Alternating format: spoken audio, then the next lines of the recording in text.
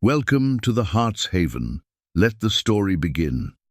Millionaire CEO tried to fire a janitor, but a child answered and said 4 words that broke him. Fire him today. The words didn't echo. They didn't need to. In a hallway lined with glass and polished steel, silence carried authority better than sound ever could.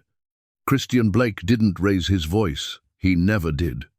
At 32, he was already a name that made investors sit straighter and employees lower their eyes.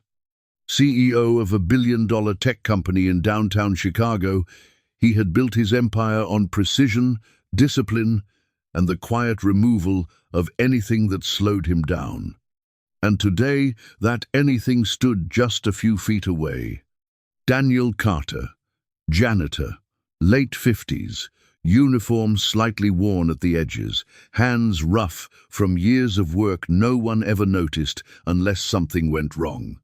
Christian didn't look at him. He was already scrolling through emails on his phone, thumb moving with practiced indifference, as if the man in front of him had already been erased. "He's been reported twice this month," someone from HR said quietly. "Mr. Supply restock, and—" "I don't need the details," Christian cut in, flat. "We don't pay for excuses." Daniel swallowed, nodding once, not arguing, not begging, just accepting.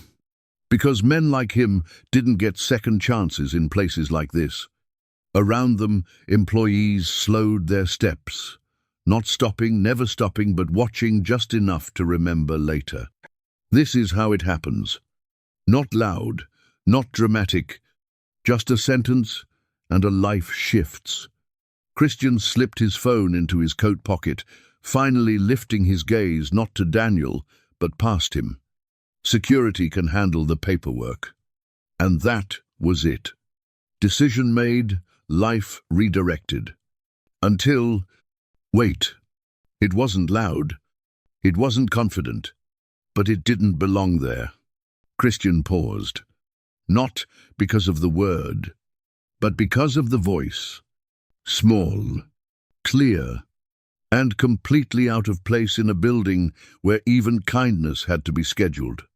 He turned, and for the first time, his eyes landed on someone who wasn't supposed to matter. A little girl stood near the janitor's cart, half hidden behind a yellow caution sign. No more than 8, worn sneakers, a backpack too big for her shoulders. One hand gripping the handle of the cart like it was something steady in a world that moved too fast. She stepped forward. Not fast, not dramatic, just enough to be seen. Her eyes didn't drop, didn't flinch, didn't ask for permission. He didn't do anything wrong. The hallway stilled. Not physically, but something shifted. Because that wasn't how this world worked. Not here. Not in front of a man like Christian Blake. Someone nearby let out a quiet breath. Another looked away. But the girl stayed exactly where she was. And Christian, for the first time that morning, didn't have an answer ready. The air tightened. Invisible, fragile, like something was about to break. And no one, not the executives, not the staff, not even Christian himself, understood yet that it already had. Christian Blake had built his world on control. Every line of code, every contract, every decision moved with intention. Nothing was accidental, nothing was emotional, and certainly nothing was interrupted by a child. But now, in the middle of a corridor designed to reflect power and precision, everything felt paused. He studied her, not with curiosity, with calculation. "Who are you?" he asked, his voice even measured. The girl adjusted the strap of her backpack, her fingers small against the worn fabric. "Lily," she said. "Lily Carter." The last name hung in the air for a second longer than it should have. Christian's gaze shifted just slightly toward the man still standing beside the janitor's cart. Daniel Carter. A connection. Unplanned. Unnecessary. Irrelevant. This is not a place for children, Christian replied. You should not be here. Lily nodded once, as if she had expected that answer. I come after school, she said. I sit near the break room. I do my homework while my dad finishes his shift. She said it simply. No apology. No shame. Just truth. Around them, the hallway continued its quiet rhythm. Shoes against marble, distant elevator chimes, the low hum of a building that never truly rested. But inside that small circle of space, something had slowed. Christian folded his arms. Your father made repeated mistakes. This company runs on standards. If those are not met, there are consequences. Lily looked up at him, her brow knitting just slightly, not in fear, but in thought. What kind of mistakes? She asked. The question was not defiant. It was precise. Christian exhaled softly, as if indulging a delay he had not approved. Inventory delays. Missed restocking. That affects operations. Lily glanced at her father. Daniel's shoulders were still, but his eyes carried something heavier than the moment itself. Not panic, not even desperation. Just quiet worry. She turned back. He stays late every night, she said. Sometimes past 10. I fall asleep waiting for him to finish. No one responded. Not because they did not hear her, but because they did. And in the morning, she continued, he wakes up before me, so I have breakfast ready before school. Her voice did not rise. It did not break. It simply carried. Christian's expression remained unchanged, but something behind it flickered, brief, controlled. This is not relevant, he said. Lily tilted her head slightly. It is to me. Another pause. This one, longer, because it was no longer just a child speaking. It was a perspective that did not belong in boardrooms or performance reports. It did not fit into metrics. And yet, it refused to be ignored. Christian glanced at Daniel again. For the first time, not past him. At him, the worn sleeves, the tired posture, the kind of stillness that came from years of being unseen. How long have you worked here? Christian asked. Daniel hesitated. 8 years, sir. 8 years. Christian processed the number like data. 8 years of clean floors, stocked supplies, quiet consistency. 8 years of invisibility. And now, reduced to a line in a report. Lily stepped forward again, just half a step.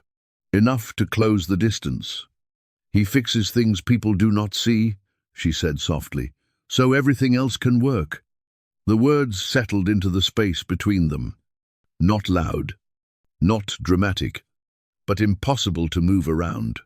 Christian's jaw tightened slightly, because for the first time in a long time, the system he trusted without question was being questioned, and the person doing it was the one person his world had never been designed to hear.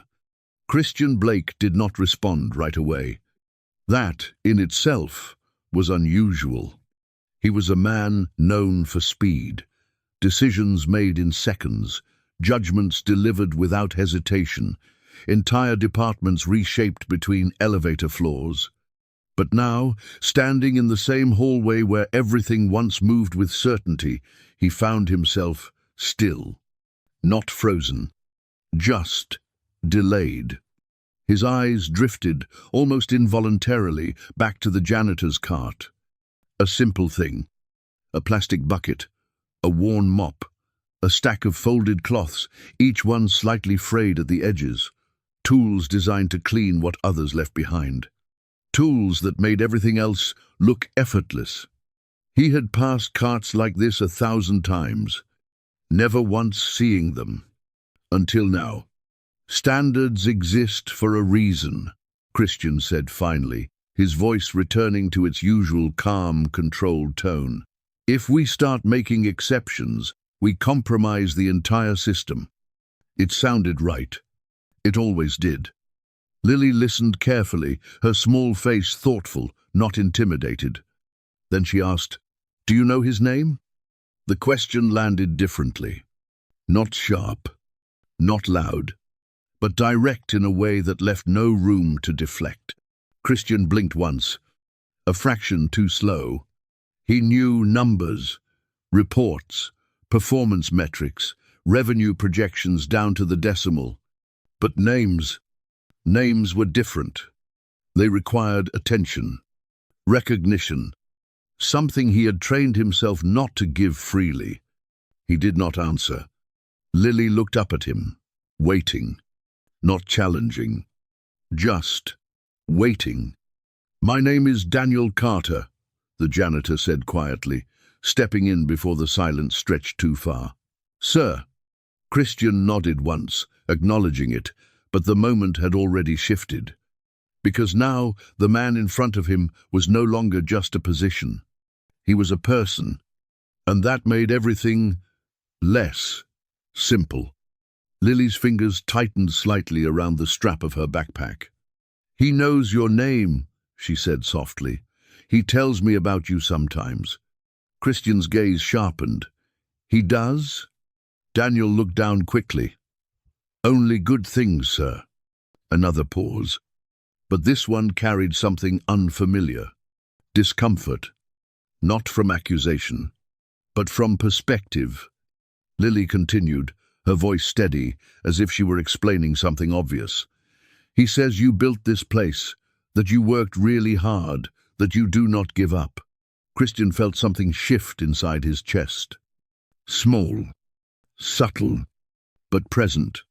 No one spoke to him like this. Not employees, not executives. They spoke to his title, his position, his expectations, but not him. "And he says," Lily added, "that people like you do not notice people like him." The words were not cruel. They were not emotional. They were simply true, and that made them heavier than anything else. Christian's jaw tightened again, but not from anger, from recognition, because somewhere beneath the years of discipline and distance, there was a version of himself that understood exactly what she meant.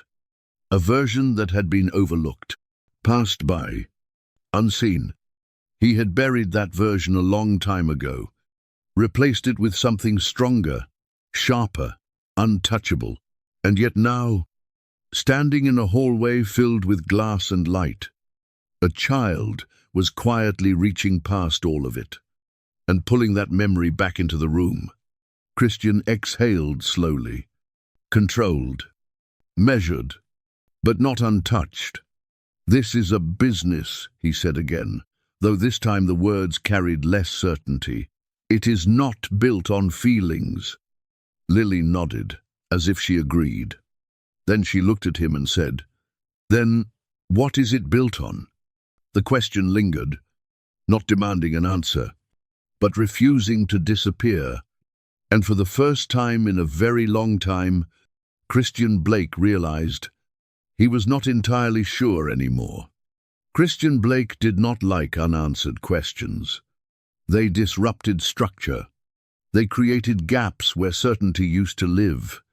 And right now, standing in his own building, in a hallway he had walked 1,000 times without hesitation, he could feel one forming. What is it built on? The question echoed not in the space around him, but somewhere deeper, somewhere quieter. He straightened slightly, reclaiming posture, reclaiming control. "Results," he said. "Consistency, accountability." The words came out clean, polished, familiar. The kind of answer that had built everything around him. Lily listened. Then she gave a small nod, as if she understood.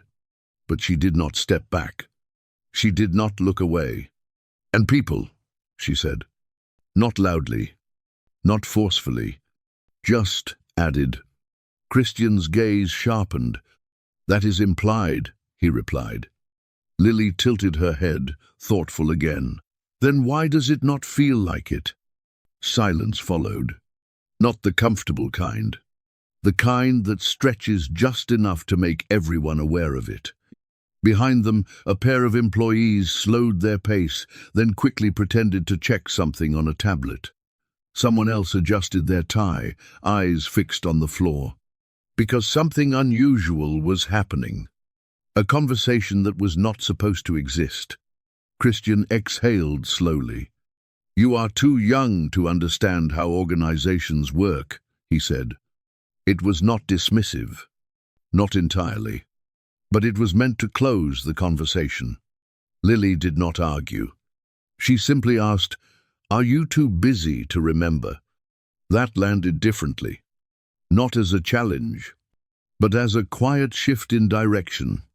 Christian's fingers curled slightly at his side. "Remember what?" he asked. Lily glanced at her father, then back at him. "What it feels like," she said. Daniel shifted his weight, uncomfortable now. "Lily, that is enough," he murmured gently. But she shook her head. Not in defiance. In certainty. Because to her, this was not a confrontation. It was clarity. "He tells me stories," she continued, her voice soft but steady. "About when he first started working here. He said he was proud, that he felt like he mattered." Christian's expression did not change, but something behind it did. A faint tension, barely visible. "But lately," Lily added, "he does not say that anymore." The words settled, heavy in their simplicity. Daniel looked down, his hands tightening slightly around the handle of the cart. "It is fine," he said quietly. "It is just work." Lily looked up at him, then back at Christian. "It is not just work to him." Another pause. Longer this time. Because now it was no longer about policies or reports. It was about meaning. And meaning was not something Christian had measured in a very long time. He glanced down the hallway. Everything still looked the same.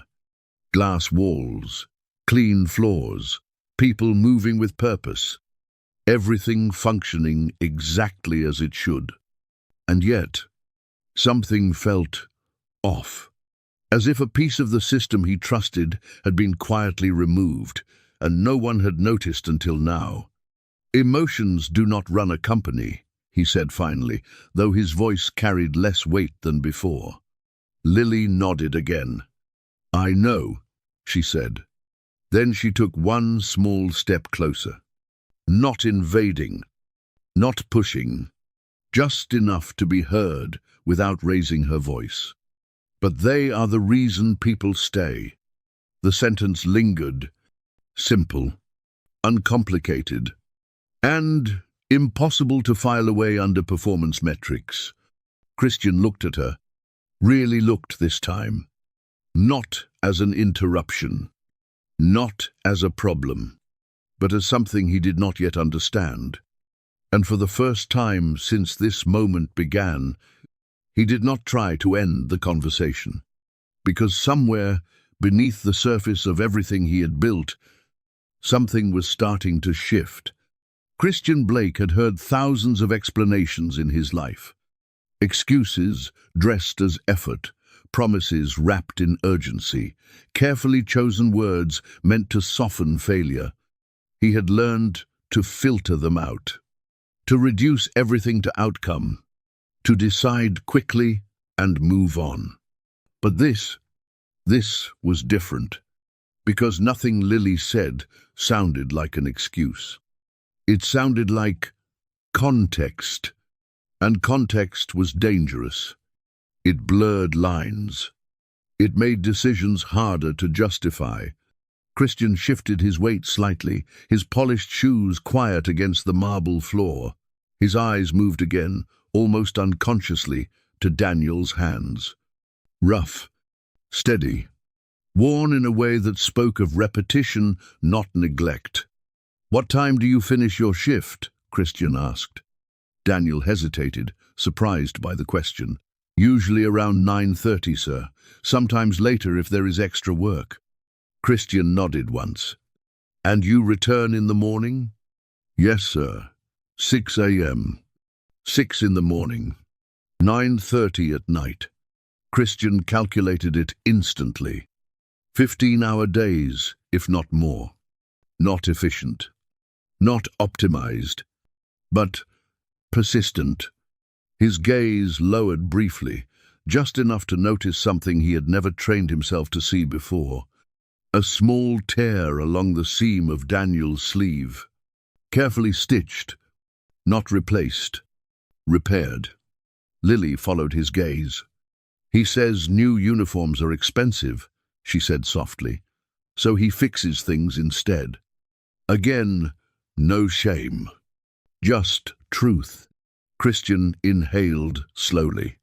For years, he had built a system that removed inefficiencies, automated processes, streamlined roles, reduced human variables, because people, he believed, complicated things. But now, standing here, it was not complication he was seeing. It was effort. Quiet, consistent, unnoticed. How long have you been covering extra shifts? Christian asked. Daniel looked down briefly before answering. About 3 months, sir. We are short-staffed in the evenings. Why was this not reported?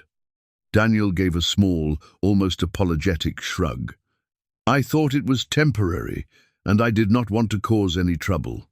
Trouble? Christian's jaw tightened slightly. Because in his world, reporting was expected. Transparency was required. But in Daniel's world, silence had become habit. Lily stepped a little closer, her voice gentle but clear.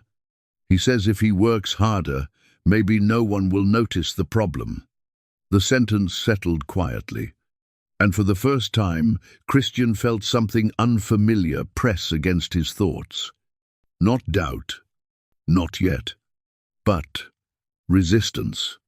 Because the system he trusted had just revealed something it was not designed to show.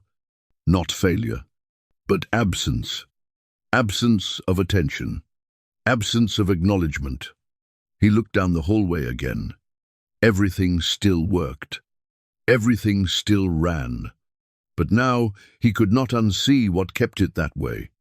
The invisible effort. The quiet sacrifice. The people who adjusted themselves so the system would not have to. Christian exhaled slowly, longer this time. And when he looked back at Daniel, it was no longer through him. It was at him. And something, deep beneath the structure he had built so carefully, was beginning to question everything. Christian Blake had always believed that understanding came from data. Numbers told the truth. Patterns revealed weakness. Efficiency created success. That belief had carried him from nothing to everything. But now, standing just a few feet away from a man he had almost dismissed without a second thought, he was facing something data had never taught him how to read. Silence. Not the empty kind. The kind filled with things unsaid. Daniel Carter stood with his hands resting lightly on the janitor's cart, as if it anchored him, not defensive, not pleading, just present. Lily stood beside him, small but steady, her presence quietly reshaping the space around them.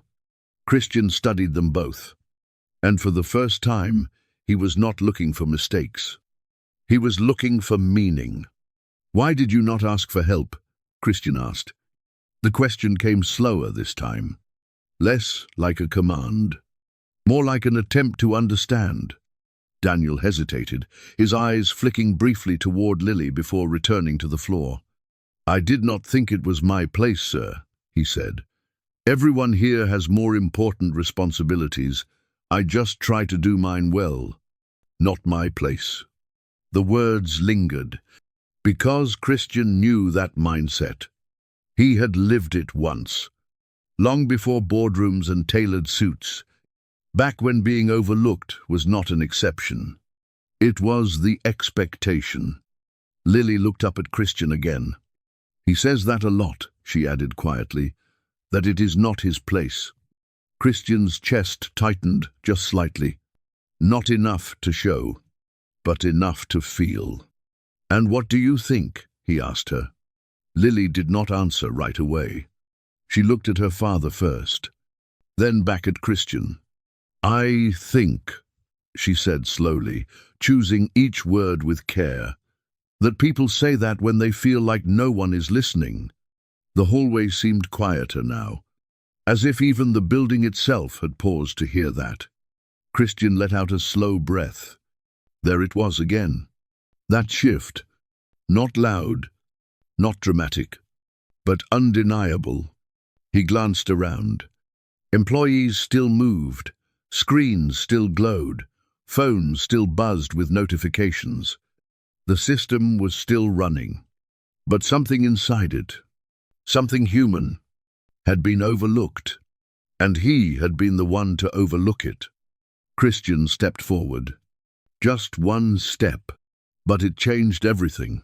It closed the distance, not just physically, but something deeper. "Daniel," he said.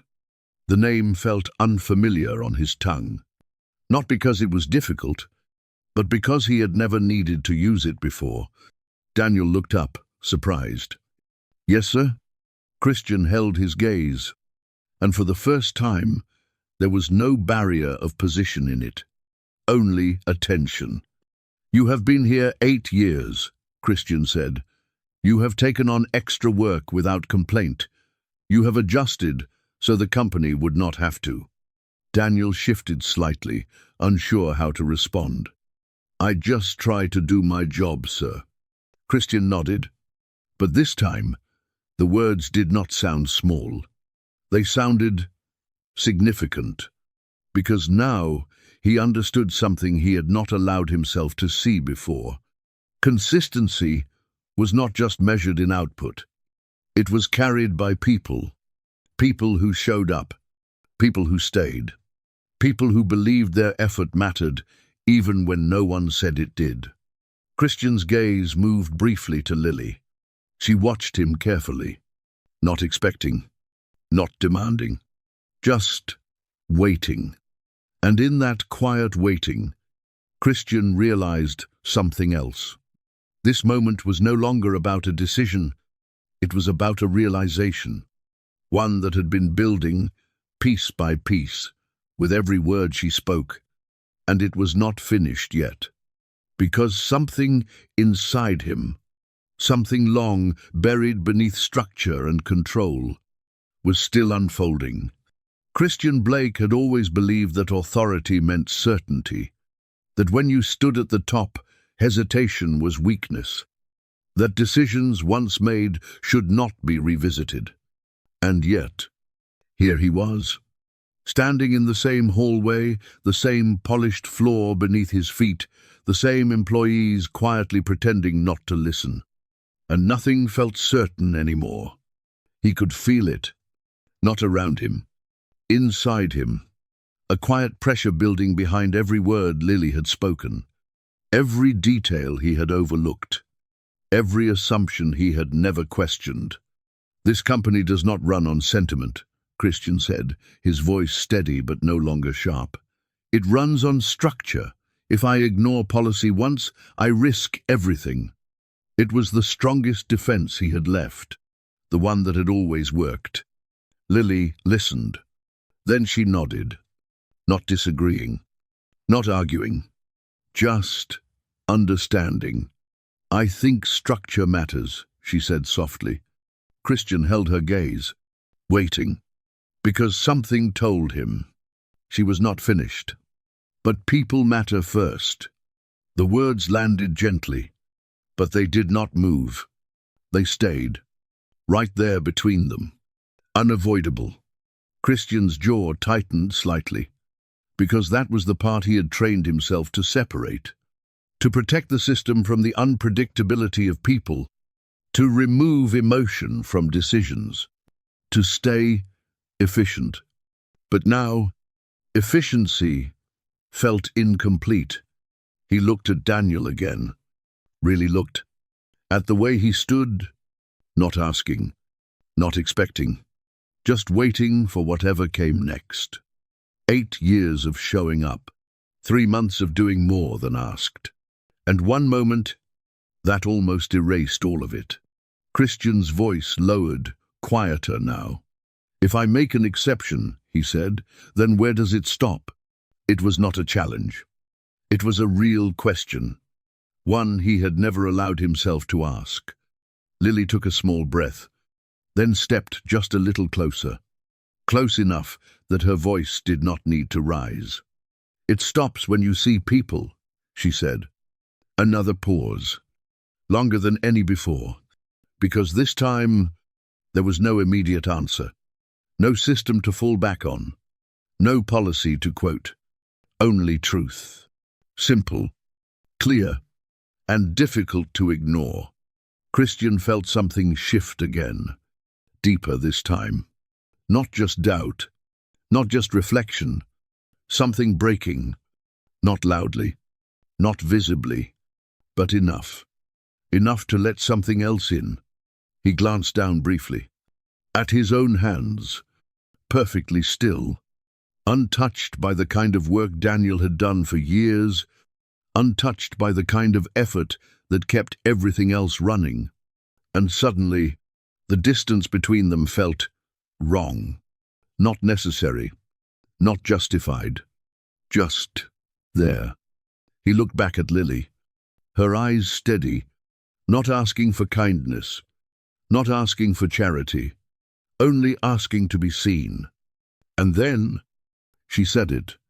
4 words, soft, clear, and impossible to forget. "He is not invisible." The hallway disappeared. Not physically, but everything else faded. The noise, the movement, the structure, all of it fell quiet behind those words. Because they did not just describe Daniel, they revealed something else, something Christian had not faced in years. The way he had built a world where people could stand right in front of him and still go unseen. And in that moment, for the first time in a very long time, Christian Blake did not feel powerful. He felt aware. Christian Blake did not speak right away. He could not, because those 4 words did not leave space for immediate response. They did not argue. They did not accuse. They simply revealed. "He is not invisible." The sentence echoed quietly in his mind, repeating not as sound, but as recognition. For years, Christian had believed that leadership meant seeing the big picture, the numbers, the growth, the future. But now, standing just a few feet away from a man who had given 8 years of his life to this building, he realized something else. You could see everything, and still miss what mattered most. Christian inhaled slowly, the breath deeper than before. Then, without announcing it, without making it dramatic, he took another step forward, closer to Daniel, closer to Lily, closer to something he had not allowed himself to feel in a very long time. "Daniel," he said again. This time, the name did not feel unfamiliar. It felt necessary. Daniel looked up, uncertain. "Yes, sir?" Christian held his gaze. No phone, no distraction, no distance. "Determination will not proceed," Christian said. The words were calm, but they carried weight. Not authority, not power, something else. Choice. A quiet ripple moved through the hallway, subtle, controlled, but present. Christian continued, his voice steady. "We will review the staffing structure. If additional support is needed, it will be addressed properly." Daniel blinked, processing. Relief did not come all at once. It never did. It arrived slowly, carefully, like something that had not been expected. "Thank you, sir," he said quietly. Christian gave a small nod. but he did not step back. Because this moment was not finished, his gaze shifted to Lily. She stood exactly where she had been. Still, grounded, watching, not for approval, not for praise, just watching. Christian lowered himself slightly, not fully crouching, but enough to meet her at eye level, a position he had not taken in years. "You spoke clearly," he said. Lily gave a small shrug. "I just said what was true." Christian paused, then nodded, because that was exactly what had made it impossible to ignore. Not emotion, not pressure, truth, unfiltered, uncomplicated, and stronger than anything he had built to avoid it. He straightened slowly, his posture shifting not in height, but in presence. Then he looked around, at the employees, at the hallway, at the system he had created. And for the first time, he saw it differently, not as something perfect, but as something incomplete. "People are not line items," he said, "more to the space than to anyone in particular. If we forget that, we lose more than efficiency." No one responded, but everyone heard. Christian turned back toward Daniel and Lily. There were no grand gestures, no dramatic declarations, just a quiet understanding settling into place. And as he walked away, not faster, not slower, just differently, one thing had already changed. Not the company, not the system, but the man who had built it. The hallway returned to motion, not all at once, not dramatically, but gradually, like a breath being released after holding it for too long. Footsteps resumed, conversations picked back up in hushed tones, the quiet rhythm of the building found its way again. But something had shifted, not in the walls, not in the structure, in the space between people. Daniel stood still for a moment longer, his hand resting on the handle of the cart, as if grounding himself in what had just happened. 8 years of quiet work. One moment of being seen. It did not feel loud. It felt real. He looked down at Lily. She looked back up at him, her expression unchanged, as if nothing extraordinary had occurred. "Are you okay?" he asked gently. She nodded. "I told the truth." Daniel let out a small breath, something between a smile and relief. "Yes," he said softly, "you did." Across the hallway, a few employees glanced in their direction. Not with curiosity, not with judgment, but with something quieter, awareness. Because once something is seen, it cannot be unseen. At the far end of the corridor, Christian Blake walked toward the elevators. His pace was steady, measured, but different. Not because he was slower, because he was thinking. For years, he had built systems to remove uncertainty, to create clarity, to ensure control. And he had succeeded. Everything worked. Everything functioned. Everything made sense. Until a voice, small and steady, reminded him of something he had not accounted for. Not everything that matters can be measured. The elevator doors opened with a soft chime. He stepped inside, alone, as he had been so many times before. But this time, the silence did not feel the same. It was no longer empty. It was reflective. He looked at his reflection in the mirrored wall. Same suit, same posture, same man the world recognized. But behind that, something had shifted. Not broken, not replaced, just opened. The doors began to close. And just before they did, Christian spoke, quietly, to no one but himself, not invisible. The words stayed with him. because they were no longer about Daniel.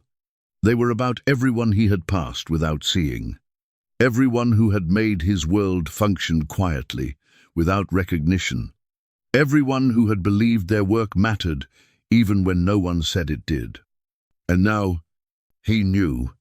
The elevator descended, floor by floor, but something else was rising. Awareness.